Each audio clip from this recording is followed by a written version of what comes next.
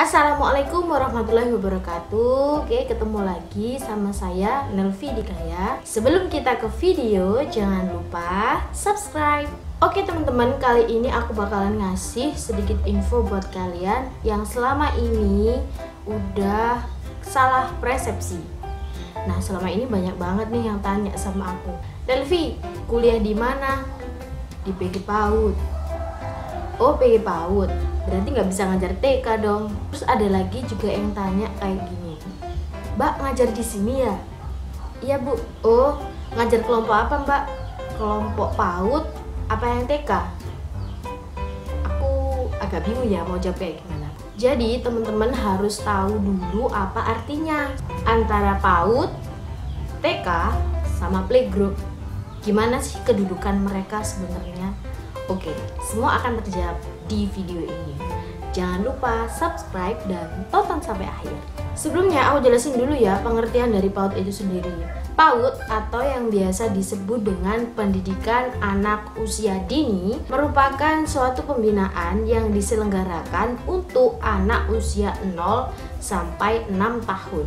Nah, pembinaan itu seperti pengembangan segala aspek perkembangan anaknya, mulai dari fisik, motorik, bahasa, kognitif, sosial emosional, sampai ke seni dan kreativitasnya, maupun perkembangan dan pertumbuhan jasmani dan rohani. Hal ini dilakukan supaya anak nanti akan siap saat dia memasuki usia lebih lanjut lagi, misalnya ke sekolah dasar. Oke, untuk penjelasan yang kedua, kita masuk ke ruang lingkup pendidikan anak usia dini. Ruang lingkup PAUD itu terdiri dari 3. Yang pertama formal, non-formal, dan informal. Pada ruang lingkup formal dibagi atas beberapa. Yang pertama yaitu TK atau taman kanak-kanak. Untuk pendidikan formal di sini anak berusia 4 sampai 6 tahun.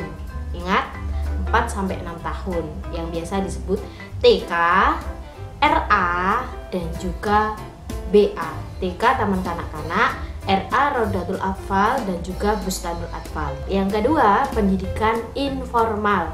Pendidikan informal ini juga banyak sekali, contoh-contohnya seperti playgroup atau taman bermain, kelompok bermain maksudnya, playgroup atau kelompok bermain. Yang kedua, TPA atau tempat pengasuhan anak. Yang ketiga yaitu bina keluarga balita. Yang keempat, posyandu. Nah, biasanya di desa-desa kan ada posyandu. Nah, itu masuk dalam pendidikan non formal anak. Untuk pendidikan non formal ini berusia dari 2 tahun hingga 3 tahun.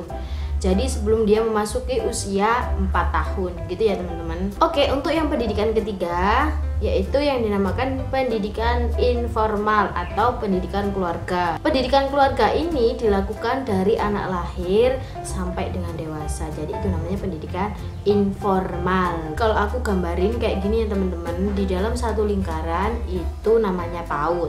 Lalu di dalam PAUD ada namanya KB, TK, TPA, posyandu, dan pendidikan keluarga. Nah, udah paham kan pastinya? Oke teman-teman, sedikit informasi bahwasannya pendidikan anak usia dini itu sangatlah penting untuk kehidupan anak.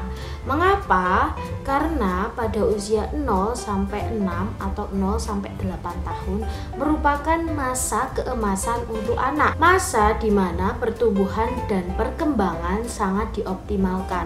Jadi pada masa itu kalau anak tidak melalui tahap masa itu, maka akan terhambat.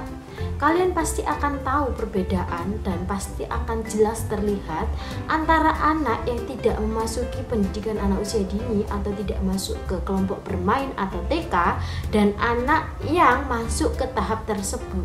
Pasti mereka memiliki perbedaan yang sangat signifikan, mulai dari kognitifnya, fisik motorik, ataupun kegiatan sosialnya, pasti ada perbedaan. Jadi buat bunda-bunda yang memiliki anak atau teman-teman yang memiliki adik yang usianya udah 2 sampai 6 tahun, di situ teman-teman wajib banget untuk menyekolahkannya. Tadi udah aku cantumin juga sumber-sumber yang menjadi referensi untuk yang aku sampaikan ini tadi. Oke teman-teman, jadi yang selama ini tanya Nel kuliah di PAUD ya, wah berarti nggak bisa ngajar TK dong. Nah itu salah ya. Jadi kalau kalian kuliah di PAUD itu bisa ngajar TK, bisa ngajar RA, bisa ngajar BA, bisa ke TPA, dan bisa berkeluarga. Oke teman-teman, kalau misalnya ada masukan untuk video ini jangan lupa klik di komen dan jangan lupa like and subscribe.